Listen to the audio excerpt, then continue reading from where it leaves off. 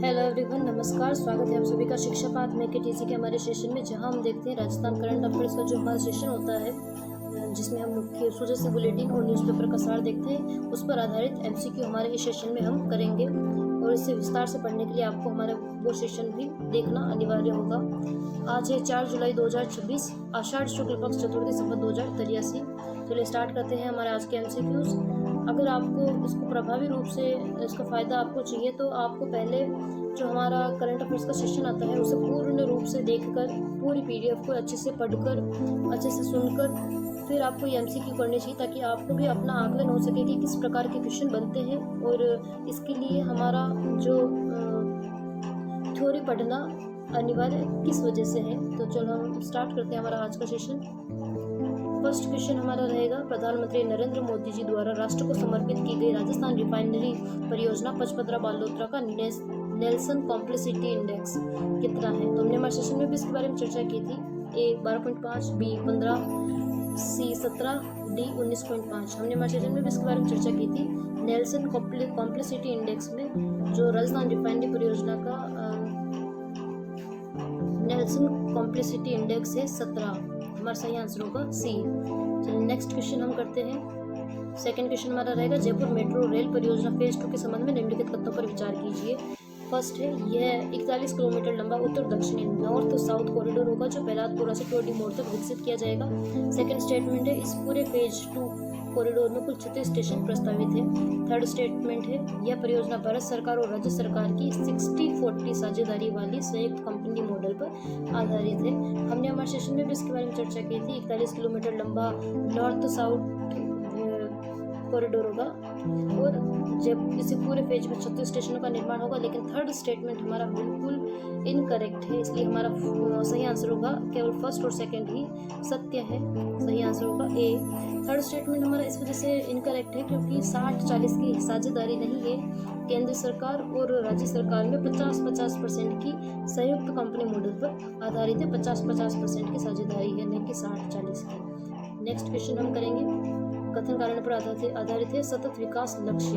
SDG index 2025 की report में राजस्थान की राजधानी जयपुर ओवरऑल रैंकिंग में 10वें स्थान से फिसलकर 22वें स्थान पर 22 रैंक पर पहुंच गया है। क्योंकि कारण आ रहा है, जयपुर में जहां गरीबी रेखा के नीचे रहने वाले परिवारों का अनुपात सबसे कम है, 6.15 है, वहीं यहाँ स्वास्थ्य रैंकिंग सबसे खराब अकेली है। हालांकि यहाँ गरीबी रेखा से नीचे रहने वाले लोगों की संख्या काफ़ी कम है, लेकिन स्वास्थ्य रैंकिंग इनकी खराब होने से इनका ओवरऑल स्थान 10 से फिसलकर 22वां पहुंच गया है। इस वजह से हमारा कथन और कारण दोनों सही है। आर की सही व्याख्या करता है। हमारा सही आंसर होगा ए। नेक्स्ट क्वेश्चन हमारा रहेगा, अपनी विशिष्ट सांस्कृतिक पहचान के लिए प्रसिद्ध हाल ही में बेस्ट टूरिस्ट विलेज का पुरस्कार प्राप्त करने वाला देवमाली गांव राजस्थान के किस जिले में है। हमने हमारे सेशन में भी इसके बारे में चर्चा की थी। जो देवमाली गांव है बेस्ट टूरिस्ट विलेज के रूप में इसे सम्मानित किया गया है, जहां एक भी पक्का मकान नहीं है, आज भी वहां कच्चे मकान ही है। ब्यावर जिले में स्थित है। हमारा सही आंसर होगा बी। नेक्स्ट हम देखेंगे नेक्स्ट क्वेश्चन, मुख्यमंत्री भजनलाल शर्मा द्वारा ग्रामीण समृद्धि सुनिश्चित करने के लिए शुरू की गई बीबीजी रामजी योजना के संदर्भ में निम्नलिखित तथ्यों पर विचार कीजिए। फर्स्ट स्टेटमेंट है, इसके तहत सालाना कानूनी गारंटीकृत रोजगार को 100 दिनों से बढ़ाकर 125 दिन कर दिया गया है। सेकंड स्टेटमेंट है, फसल बुआई कटाई के समय ग्रामीण श्रमिकों को की कमी न हो, इसके लिए 60 दिनों का कार्यविराम भी घोषित कर सकती है। थर्ड स्टेटमेंट है, फर्जी जॉब कार्ड हाजिरी रजिस्टर की गड़बड़ियों को रोकने के लिए जियो टैगिंग, सैटेलाइट इमेज और एआई जैसी आधुनिक तकनीकों का उपयोग अनिवार्य किया गया। हमारे तीनों ही स्टेटमेंट बिल्कुल करेक्ट होंगे। हमारा सही आंसर होगा डी।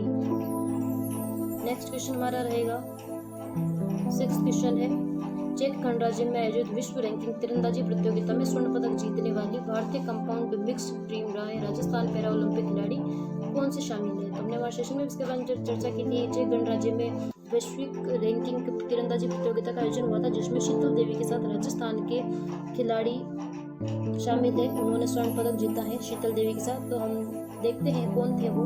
ए श्याम सुंदर स्वामी, बी देवेंद्र झंझड़िया, सी सुंदर सिंह गुर्जर, डी अवनी लेखराज। हमने हमारे सेशन में भी इसके बारे में चर्चा की थी। श्याम सुंदर स्वामी जो राजस्थान के खिलाड़ी हैं, उन्होंने पैरा ओलंपिक खिलाड़ी शीतल देवी के साथ मिलकर चेक में आयोजित विश्व रैंकिंग तीरंदाजी प्रतियोगिता में स्वर्ण पदक जीता है। इसके साथ ही उन्होंने एशियन तीरंदाजी प्रतियोगिता के लिए क्वालिफाई भी कर लिया है। हमारा 7वां क्वेश्चन रहेगा, डिजिटल इंडिया भाषिणी डिवीजन के क्रांतिकारी AI मॉडल के संबंध में निम्नलिखित कथनों पर विचार कीजिए। फर्स्ट स्टेटमेंट है, इसके माध्यम से अब आम जनता को राजस्थान की स्थानीय बोलियों जैसे मारवाड़ी, ढूंढाड़ी, मेवाड़ी, बागड़ी, हाड़ौती में सरकारी आदेश उपलब्ध हो सकेंगे।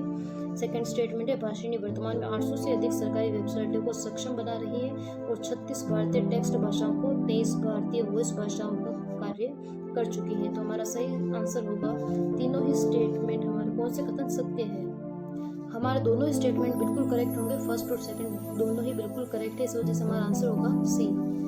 नेक्स्ट हम देखेंगे, हमारा क्वेश्चन रहेगा, जयपुर के कॉन्स्टिट्यूशन क्लब में आयोजित लोकायन 2026 के कर्टन रेंजर कार्यक्रम के अनुसार इस वर्ष का आयोजन की मुख्य थीम क्या रखी गई है।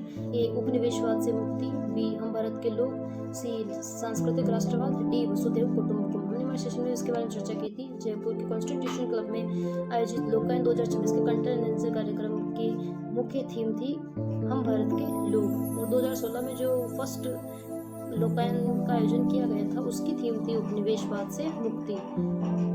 नेक्स्ट हम देखेंगे हमारा क्वेश्चन 9वां क्वेश्चन हमारा है, राजस्थान रिफाइनरी कथन कारण पर आधारित है। देश की पहली ग्रीनफील्ड एकीकृत रिफाइनरी से पेट्रोकेमिकल कॉम्प्लेक्स है जो ग्रोस रिफाइनिंग मार्जिन GRM को बढ़ाने में अत्यधिक सक्षम है, क्योंकि कारण आ रहे पारंपरिक रिफाइनरी के उलट पचपदरा में रिफाइनरी और पेट्रोकेमिकल्स कॉम्प्लेक्स दोनों साथ में है, जिससे रिफाइनरी से निकलने वाली गैसों नेफ्ता को सीधे पेट्रोकेमिकल्स इकाइयों में भेजा जाएगा, जिससे ग्रोस रिफाइनिंग मार्जिन बढ़ेगा।